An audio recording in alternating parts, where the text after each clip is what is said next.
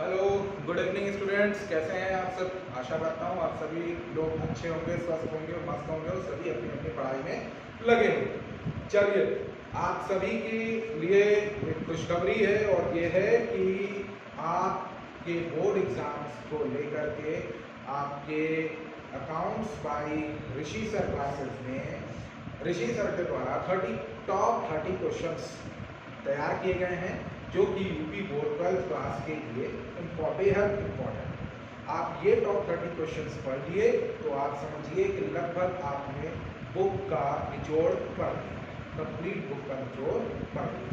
ये top 30 questions ऐसे हैं जो हर बार पेपर में लगभग पूछे जाते हैं, तो इसमें आपको तनिक भी संशय नहीं होना चाहिए और आपको ये 30 क्वेश्चंस जरूर पढ़ना चाहिए।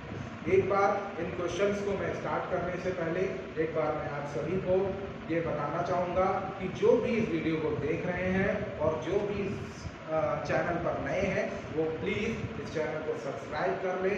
वीडियो अच्छी लगे तो वीडियो को लाइक कर दें और बेल आइकन प्रेस करना ना भूलें। बेल आइकन जरूर प्रेस कर लें, इससे आगे आने वाली सभी प्रकार की वीडियोस का अपडेट उनको मिलता रहेगा, जिससे उनको बेहतर नॉलेज प्राप्त होती रहेगी। तो आइए स्टार्ट करते हैं अकाउंट्स के टॉप 30 क्वेश्चंस। टॉप 30 क्वेश्चन कैसे, न्यूमेरिकल या थ्योरी? हम बात करेंगे टॉप 30 क्वेश्चंस में थ्योरी की। तो टॉप 30 क्वेश्चंस में जैसे कि पहला क्वेश्चन है define non for profit organization. तो पहला क्वेश्चन क्या है? Define non for profit organization. मैं कहिए तो आप बोर्ड पर लिख दे रहा हूं। एक ये क्वेश्चंस मैं आपके स्क्रीन पर बोर्ड पर लिख दे रहा हूं और आप देखिए। पहला क्वेश्चन है question number 1, define NPO. Define NPO.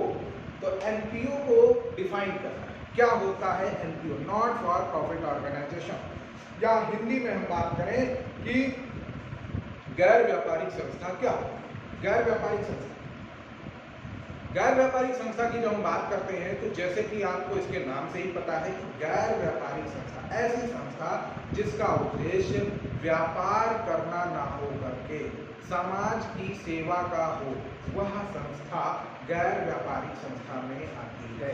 यानी उसका मोटिव लाभ कमाना नहीं होना चाहिए, जनहित और समाज कल्याण होना चाहिए। वो संस्था गैर व्यापारिक संस्था कहलाती है। गैर व्यापारिक संस्था में क्या क्या चीजें आती हैं? जैसे हमारे आश्रम, ट्रस्ट, क्लब, ये सब जो आते हैं ये सब गैर व्यापारिक संस्थाओं में आते हैं। तो इस क्वेश्चन को आप लोग जरूर पढ़ लीजिएगा। देखिए, मैं बहुत ब्रीफ में इसको बहुत ज़्यादा एक्सप्लेन नहीं करूँगा, इसलिए क्योंकि समय कम है और क्वेश्चंस ज़्यादा है। तो अगले क्वेश्चंस की अगर हम बात करेंगे तो इसके बाद अगला क्वेश्चन आता है state fund sources fund received by the not for profit organization. यानी कि आपको ये बताना है कि नॉन फॉर प्रॉफिट ऑर्गेनाइजेशन में फंड कहाँ से आता है, फंड प्राप्त करने के संसाधन कौन से हैं। यानी कि अगला क्वेश्चन है कि state fund receive, question number 2, state fund received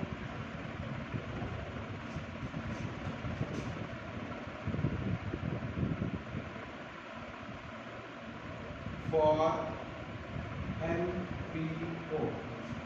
यानी कि स्टेट आपको ये एक्सप्लेन करना है कि एनपीओ में जो फंड आता है वो कहाँ से आता है, किस संस्था या किसके द्वारा वो फंड एनपीओ में आता है। तो हम अगर बात करें कि ये फंड कहाँ से आते हैं, तो ये फंड हमारे पास आते हैं गवर्नमेंट सिक्योरिटीज, गवर्नमेंट ग्रांट से। कहाँ से?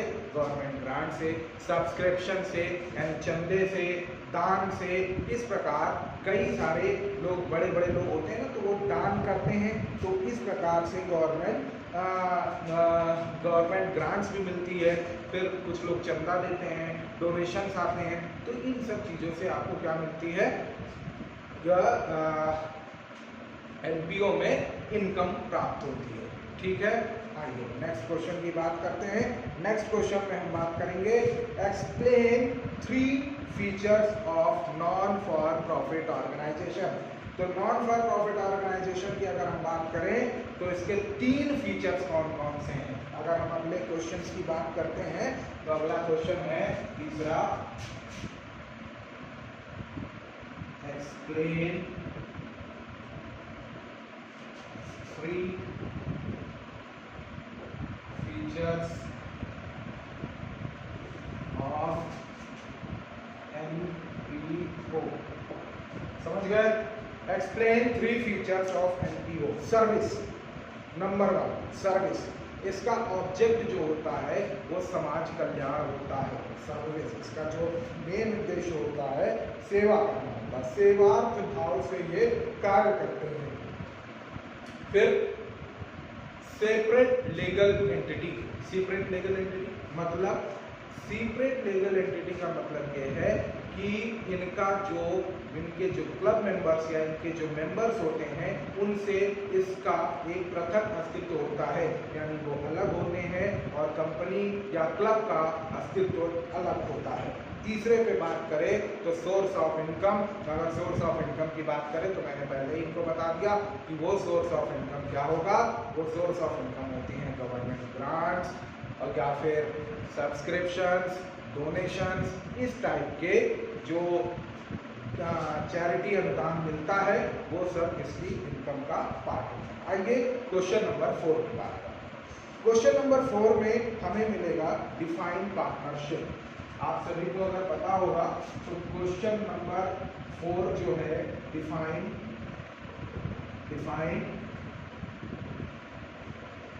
पार्टनरशिप। तो डिफाइन पार्टनरशिप, साझेदारी को समझाइए, साझेदारी की परिभाषा। तो साझेदारी को मैंने अपनी पुरानी वीडियो में बहुत अच्छी तरीके से समझा रखा है, आप सभी लोग उस चीज़ को समझ लीजिए। मैं बेसिकली बता देता हूँ कि जब 2 या 2 से अधिक व्यक्ति मिलकर किसी व्यापार को या किसी कार्य को करने के लिए साझा करते हैं और उनका उद्देश्य लाभ कमाना होता है और उस लाभ को आपस में बांटना होता है, उसे ही हम साझेदारी कहते हैं। ये हो गई साझेदारी की डेफिनेशन, यानी पार्टनरशिप की डेफिनेशन। क्वेश्चन नंबर 5, मैं थोड़ा फास्ट इसलिए पढ़ा रहा हूँ क्योंकि अगर स्लो पढ़ाऊंगा तो वीडियो बहुत लंबी हो जाएगी और मुझे पूरा का पूरा इसी वीडियो में कवर करना है, ठीक है। तो क्वेश्चन नंबर 5 की बात करें तो क्वेश्चन नंबर 5 कह रहा है कि the interest on capital accounts of partners under the fluctuating capital account method is credited to. देखिए इनके कहने का उद्देश्य क्या है। ये क्वेश्चन जो है, ये क्वेश्चन मैंने मल्टीपल चॉइस से दिया। इस क्वेश्चन में मल्टीपल चॉइस से मैंने क्वेश्चन दिया है। ये क्वेश्चन बहुत इंपॉर्टेंट क्वेश्चन है और ये क्वेश्चन आप सभी को क्वेश्चन पेपर में जरूर से बहुत ज़्यादा चांसेस है इस क्वेश्चन को आने के, क्योंकि ये क्वेश्चन पेपर में कई बार पूछा जा चुका है। इसलिए इस क्वेश्चन को मैंने अपनी इसमें रखा है। और ये जो क्वेश्चन है, इस क्वेश्चन के बारे में क्या कहा है इन्होंने कि the interest on capital account of partner under the fluctuating capital account method is credited to. यानी इनके कहने का मतलब ये है कि जब हम फ्लक्चुएटिंग कैपिटल अकाउंट के अनुसार क्वेश्चन कर रहे होते हैं या सवाल लगा रहे होते हैं, उस समय पर हम कैपिटल पर मिलने वाले इंटरेस्ट को कहाँ क्रेडिट करते हैं। तो इसका सीधा सा ऑप्शन है, मैंने पहले भी बता रखा है, फिर बता रहा हूँ, इसका सीधा सा एक ही ऑप्शन है, वो है कैपिटल अकाउंट, और वो है कैपिटल अकाउंट में ही हम इसको क्रेडिट करते हैं। कैपिटल अकाउंट में अगर यही फिक्स कैपिटल होता तो हम कैपिटल अकाउंट में क्रेडिट ना करते, इसको करेंट अकाउंट में डालते, ठीक है। आइए अगला क्वेश्चन है। अगला क्वेश्चन क्या है? क्वेश्चन नंबर 5 मैंने बता दिया, क्वेश्चन बड़ा है इसलिए लिख नहीं रहा हूँ। क्वेश्चन नंबर 6 की बात कर रहा हूँ। क्वेश्चन नंबर 6 क्या कह रहा है? In the absence of an agreement to the contract the partners are. देखिए ये भी मल्टीपल चॉइस का क्वेश्चन आ सकता है। या फिर आपसे पूछा जा सकता है कि जब पार्टनरशिप में एग्रीमेंट ना हो तब क्या होता है। कई सारे ऑप्शन हो सकते हैं आपके सामने, तो इसमें एक मल्टीपल चॉइस का क्वेश्चन है और वो ये है कि जब भी पार्टनरशिप में एग्रीमेंट नहीं होता है कि एग्रीमेंट उसका नहीं होता है तो जो पार्टनर्स होते हैं उनको किसी भी प्रकार का इंटरेस्ट अलाउड नहीं होता है। देखिए इसमें 3-4 ऑप्शन दे रखे हैं।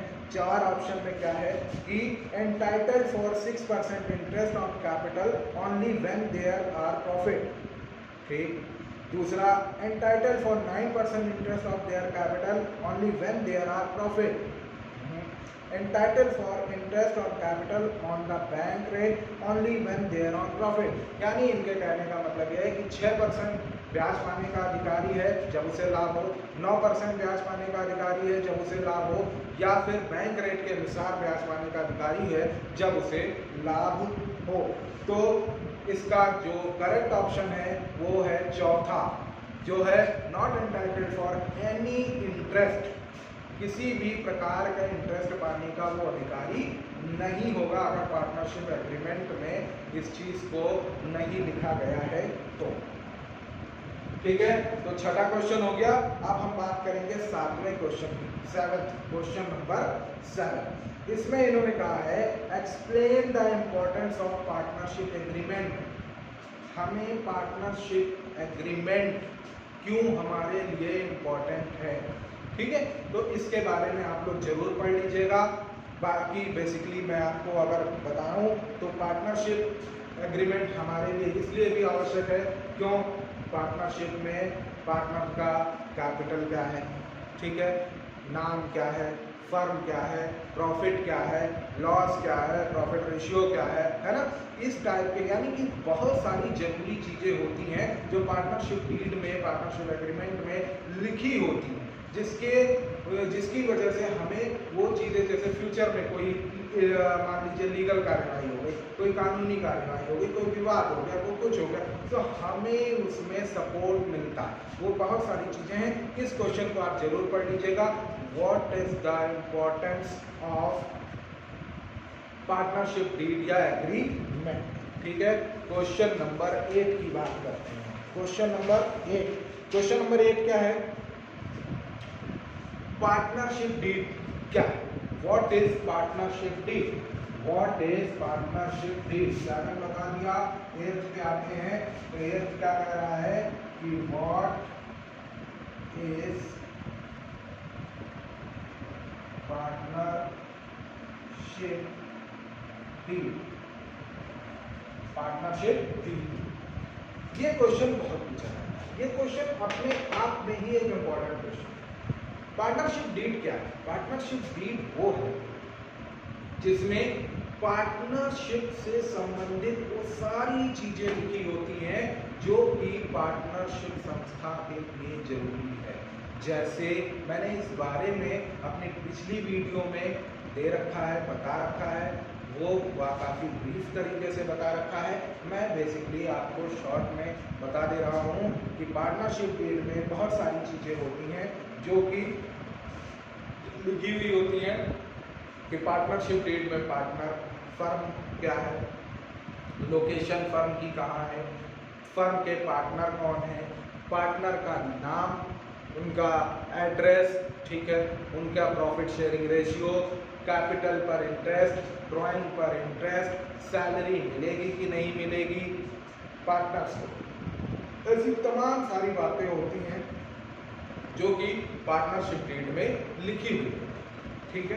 तो ये सारी बातें आपको कहाँ मिलेंगी? पार्टनरशिप डीड में मिलेंगी। इसलिए पार्टनरशिप डीड का क्वेश्चन आप लोग जरूर पढ़ के जाइएगा, ठीक है। आइए अगला क्वेश्चन है question number 9। Question number 9, question number 9 क्या कह रहा है कि explain the features of partnership, explain the features of partnership. मैंने फिर बताया कि मैं इसको explain the partners of features of partnership में इसको भी मैंने एक्सप्लेन कर रखा है। तो आप सभी लोग अपनी बुक से पढ़ लीजिएगा। 6-7 पॉइंट्स हैं इसके जो आपको पढ़ने हैं। सबसे पहला मैं रफली आपको बता दे रहा हूँ। पहला है क्या कि आपको बिजनेस होना चाहिए, आपका कोई बिजनेस होना चाहिए, मिनिमम 2 या 2 से अधिक व्यक्ति होने चाहिए, ठीक है। पार्टनरशिप का एग्रीमेंट होना चाहिए, ठीक है। प्रॉफिट शेयरिंग रेशियो पता होना चाहिए, प्रॉफिट शेयरिंग मोटिव होना चाहिए, ठीक है। और बहुत सारी 2-3 चीज़ें और हैं जो आप पढ़ लीजिएगा, बेहतर तरीके से आपको समझ में आ जाएंगी। आज मैं ज़्यादा ब्रीफ नहीं करूँगा, इसलिए नहीं करूँगा क्योंकि क्वेश्चंस ज़्यादा हैं और टाइम कम है। आइए अगला जो very very very most important question आता है वो है डिफाइन गुडविल। तो हम गुडविल को आप किस प्रकार से डिफाइन करेंगे, डिफाइन गुडविल की परिभाषा दीजिए। तो गुडविल की परिभाषा, गुडविल के बारे में जरूर पढ़िएगा। गुडविल की परिभाषा अगर हम हिंदी में सरल शब्दों में अगर हम गुडविल कहें तो किसी भी व्यक्ति, वस्तु अथवा संस्था को मिलने वाला फेम, प्रसिद्धि की उसकी ख्याति होती है। उसकी क्या होती है? ख्याति होती है। यानी कि जब चीज़ें, वस्तु किसी अपने नाम से फेमस होने लगती हैं, उनका नाम होने लगता है, ब्रांड बन जाती हैं वो, और वही क्या होती है? गुडविल हो जाती है।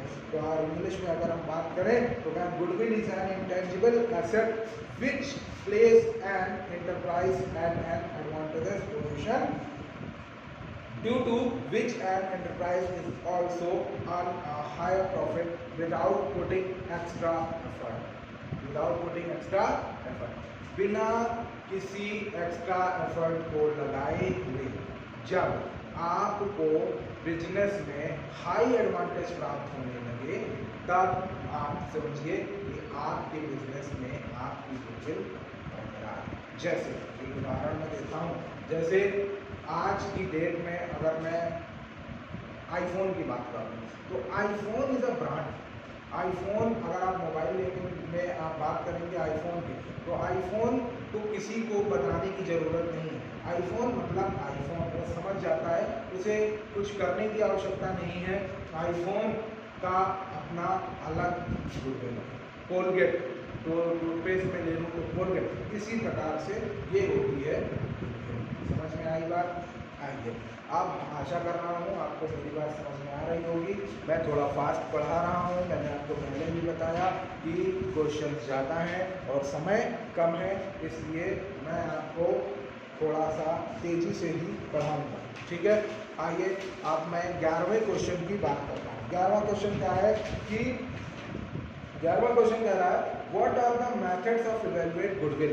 गुडविल को किन किन मेथड से हम इवेलुएट कर सकते हैं? तो जनरली गुडविल को हम 3 मेथड से हम इवेलुएट करते हैं। सबसे पहला है एवरेज, दूसरा है सुपर प्रॉफिट मेथड और तीसरा है कैपिटलाइजेशन मेथड। कौन कौन सा है? एवरेज, सुपर प्रॉफिट और कैपिटलाइजेशन मेथड। मैंने आप सभी को गुडविल को एवरेज मेथड से कैसे निकाला जाएगा, कैपिटलाइजेशन मेथड से कैसे निकाला जाएगा और जो है सुपर प्रॉफिट मेथड से कैसे निकाला जाएगा, ये सारी बातें मैंने आपको बता रखी हैं। आप सभी लोग जो मेरे पुराने स्टूडेंट्स हैं वो सभी जानते होंगे, और आप सभी जो नए हैं वो सभी आगे आने वाली वीडियोस को देख लेंगे, और या फिर अभी के लिए आप अपना जान लीजिए, सो पढ़ लीजिए। आपके टीचर ने पढ़ाया भी होगा जहाँ से आपने गेन किया है। उसके बाद अब हम बात करेंगे क्वेश्चन नंबर 12। क्वेश्चन नंबर 12 क्या कह रहा है? तो give the formula for super profit method. Formula for super profit method. तो क्वेश्चन नंबर 12 कह रहा है गिव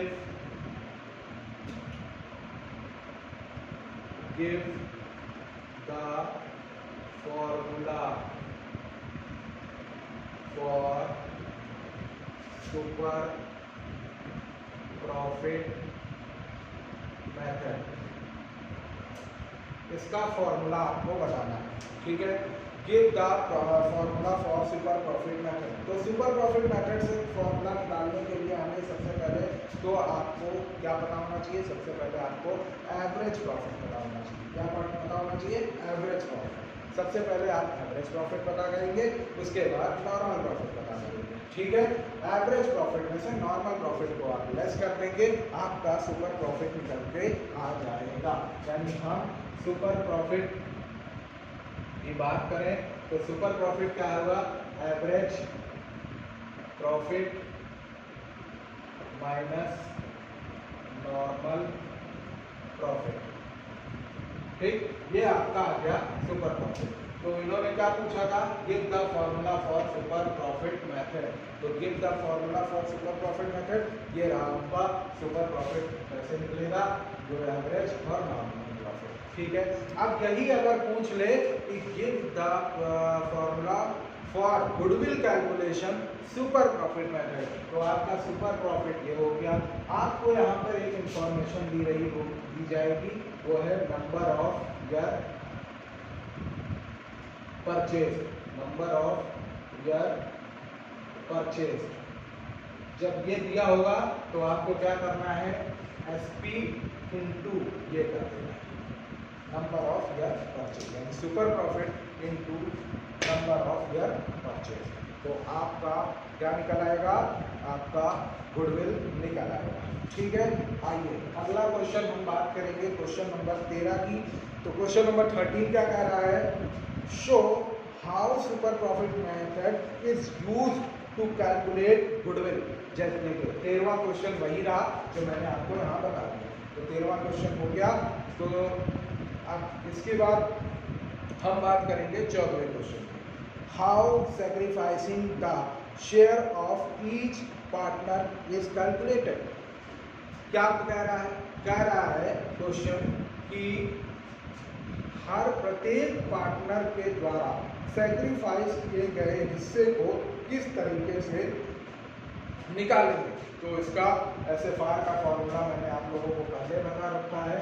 सैक्रिफाइसिंग रेशियो होता है SFR इक्वल टू होता है, सैक्रिफाइसिंग रेशियो इक्वल टू होता है old ratio, old minus new. कुछ लोग इसे भूल जाते हैं, कंफ्यूज हो जाते हैं कि सैक्रिफाइसिंग रेशियो निकालना है कि गेनिंग रेशियो निकालना है। अब गेनिंग रेशियो में पता लगा सैक्रिफाइसिंग का फॉर्मूला लगा दिया, सैक्रिफाइसिंग रेशियो का फॉर्मूला लगा दिया। करना क्या है, आपको कैसे याद रखेंगे, माइंड में याद रखो कि सैक्रिफाइसिंग रेशियो जब हमें निकालना होता है हमेशा बड़े से छोटा घटाया जाता है। तो जब ओल्ड पार्टनर, जब हमारे पास 2 पार्टनर थे, ठीक है, ये हमेशा एडमिशन में निकलता है। जब हमारे पास 2 पार्टनर थे तो ये रेशियो बड़ा था, ये रेशियो बड़ा था। और ये जब 3 पार्टनर हो गए तब का है, ये छोटा हो गया, ओल्ड माइनस बड़े से छोटा, हमेशा आपको। एक इसका शॉर्टकट भी है, ऑन हो गया SFR और नो हो गया गेनिंग रेशियो। ठीक है, समझ गए हैं। चलो आगे बात करते हैं हम नेक्स्ट क्वेश्चन की, और नेक्स्ट क्वेश्चन है question number 15। Mention the points when a firm reconstitute. उन पॉइंट्स को बताइए जब फर्म रिकंस्टिट्यूट होती है, क्या क्या बदलाव आते हैं, क्या क्या चीजें होती हैं जब कोई फर्म रिकंस्टिट्यूट होती है। रिकंस्टिट्यूट कब होती है, जब या तो कोई फर्म में कोई नया पार्टनर प्रवेश कर रहा हो, या फिर उस फर्म से कोई नया पार्टनर रिटायर हो रहा हो, या किसी फर्म का जो है पार्टनर की डेथ हो गई हो, ये सब कारण हो गए, या फिर उनको रिक्रिएशन करना हो, मर्जिंग करना हो, तब फर्म जो होती है वो रिकंस्टिट्यूट होती है। तो रिकंस्टिट्यूट होते हुए क्या क्या चेंजेस आते हैं, सबसे पहले प्रॉफिट लॉस का रेशियो चेंज हो जाता है। क्या चेंज हो जाता है, प्रॉफिट लॉस का रेशियो चेंज हो जाता है। फिर उसके बाद क्या होता है, उसके बाद एडमिशन ऑफ पार्टनर, जो नया फर्म आता है, फर्म में जो पार्टनर आता है उसकी एंट्री होती है, या फर्म से कोई बंदा रिटायर हो रहा होता है, और या फिर 2-3 फर्में एक साथ, 2 फर्में एक साथ अमलगमेट हो जाती है। यही होता है फीचर, यानी कि क्या है पॉइंट्स व्हेन रिकंस्टिट्यूट, फर्म रिकंस्टिट्यूट कब होती है। आइए बात करते हैं क्वेश्चन नंबर 16, या फिर चूँकि वीडियो काफ़ी लंबी हो जा रही है तो आप सभी के लिए मैं क्वेश्चन नंबर 15 के बाद क्वेश्चन नंबर 16 को भी चलिए लिखवा देता हूँ। क्वेश्चन नंबर 20 तक की वीडियोस मैं इस क्वेश्चन में मैं आपको वीडियो दूंगा और उसके बाद में इसका सेकंड पार्ट मैं बहुत जल्द ही आप सभी के लिए बनाऊंगा। ठीक है, तो question number 16, question number 16। According to Section 31 of the Indian Partnership Act 1932, when can a person be admitted as a new partner? यानी इन्होंने कहा है कि 1932 की अधिनियम में सेक्शन 31 के अनुसार एक फर्म में पार्टनर कब एंट्री कर सकता है। तो इसका सीधा सा सिंपल सा जवाब है जब सभी पार्टनर एग्रीड हों।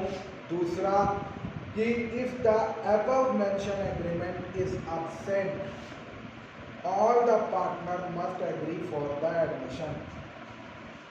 ठीक है, या तो फिर पार्टनरशिप डीड में ये सारी बातें लिखी हो कि पार्टनर एडमिट होगा तब होगा। अगर पार्टनरशिप डीड में ये बात नहीं लिखी है तो सारे पार्टनर एक साथ होंगे, सारे पार्टनर की हामी होगी, तभी वो इसमें एक नए पार्टनर को एंट्री दे सकते हैं। ठीक है, आइए अब हम अगले क्वेश्चन की बात करेंगे। अगला क्वेश्चन है question number 17। Explain retirement of a partner. Explain retirement of a partner.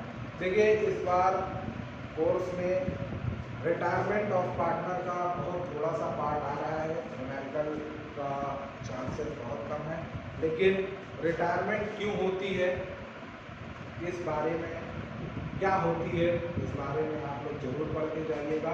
तो मैं जनरली बता दे रहा हूँ कि फर्म से रिटायरमेंट या तो व्यक्ति की उम्र कंप्लीट हो गई हो, या फिर वो खुद से स्वयं से कार्य न करना चाहता हो, या वो किसी लीगल काम में लिप्त पाया गया हो, या फिर आपस में मतभेद हो गया हो, विवाद हो गया हो, इस कारण कई कारण, या फिर गवर्नमेंट सरकार कानून ने उस पर कोई रोक लगा दी हो, तो इन सब कारणों से उसका अनिवार्य क्या किया जाता है, रिटायरमेंट कर दिया जाता है। ठीक है, अब बात करते हैं क्वेश्चन नंबर 19 की। क्वेश्चन नंबर 19 कह रहा है कि pass the necessary journal entry when the goodwill appear in the books. Pass the necessary journal entry when the goodwill appears in the book. तो जर्नल एंट्री क्या होगी जब गुडविल को बुक्स में अपीयर किया जाता है। तो इसमें क्या करना है, उसका कुछ नहीं, आप सभी को पता है कि आप पार्टनर्स कैपिटल अकाउंट बनाते थे, उसमें आप गुडविल को डिस्ट्रीब्यूट करते थे। तो कुछ नहीं करना है, आपको एंट्री करनी है on partners account debit to goodwill account. सही है, बिल्कुल सही है, यही एंट्री होगी। ठीक है, तो समझ में आ रहा है कि जब फर्म में गुडविल का अकाउंट, गुडविल खोली जा रही है, गुडविल है, अपीयर की जा रही है बुक्स में, तो क्या एंट्री होगी, ऑल पार्टनर्स अकाउंट डेबिट, यानी सभी पार्टनर्स कैपिटल अकाउंट को डेबिट कर देंगे और टू गुडविल अकाउंट कर देंगे। आइए क्वेश्चन नंबर 20 की बात कर लेते हैं। Question number 20, mention the kinds of companies. कितने प्रकार की कंपनी होती है। Mention the kinds of companies, कितने प्रकार की कंपनी होती है। तो mention the kinds of companies की जब हम बात करें तो जनरली आप सभी को पता है किस प्रकार की कंपनी होती है। One person company, private company and government या पब्लिक कंपनी। वन पर्सन, एक व्यक्ति, एकल व्यक्ति वाली स्वामित्व वाली कंपनी, दूसरी प्राइवेट कंपनी, और तीसरी जो होती है वो होती है पब्लिक कंपनी या गवर्नमेंट कंपनी। ठीक है, आइए क्वेश्चन नंबर 20 की बात कर लेते हैं, 21 की बात कर लेते हैं। देखिए मैंने कहा था कि क्वेश्चन इस वीडियो को 20 तक ही रखूँगा, लेकिन मैं 10 क्वेश्चन और बचे हैं, और चूँकि आप लोगों के पास भी ज़्यादा समय नहीं है, एक दिन का मात्र समय है, इसलिए मैं इस क्वेश्चन को इसी वीडियो में कंप्लीट कर रहा हूँ। ठीक है। तो क्वेश्चन नंबर 21 की बात करें तो what is the meaning of company, company की मीनिंग क्या होती है, डेफिनेशन क्या होती है, इसके बारे में आप लोग पढ़ लीजिएगा। ठीक है, मैं एक्सप्लेन नहीं करूंगा, ये मेन इंपॉर्टेंट क्वेश्चंस हैं जो कि मैं आप सभी के लिए लेकर आया हूँ। परेशान मत होइए, आप सोच रहे होंगे कि सर ये क्वेश्चंस मैं कैसे पढ़ूंगा, तो आप सभी के लिए मैं बता दूं, आप सभी को ये सारे क्वेश्चंस टेलीग्राम चैनल पर मिल जाएंगे।